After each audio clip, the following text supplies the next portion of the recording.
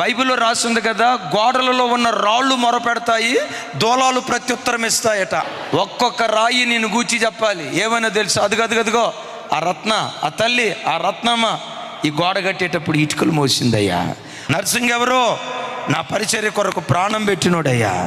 గోడలు మొరపెట్టాలి. ఈ తల్లి ఉందే, ప్రతి వారంలో ఒక్కరోజు వచ్చి నా సన్నిధిలో మోకరిస్తుంది. గోడలారా నీకెట్లా తెలుసు? గోడలో ఉన్న రాళ్ళారా మీకెట్లా తెలుసు? నేను విన్నా, నేను చూసా. మీరు అనొచ్చు, రాళ్ళు వింటాయా? రాళ్ళు మొరపెడతాయా? అరే బైబిల్లో రాయబడింది కదా సార్, గోడలో ఉన్న రాళ్ళు మొరపెడతాయట. బిడ్డలారా, నువ్వు మందిరానికి వస్తావే, మందిరంలో నువ్వు చేసే పరిచర్యను గూర్చి రాళ్ళు దేవుని దగ్గర సాక్ష్యం చెప్తాయి. ఈ కుటుంబం ఉందే, మందిరం కట్టేటప్పుడు 10 లక్షల రూపాయలు కానికిచ్చిందయ్యా. ఆ బిడ్డ నా మందిరం కట్టేటప్పుడు కాయ కష్టం చేశాడు.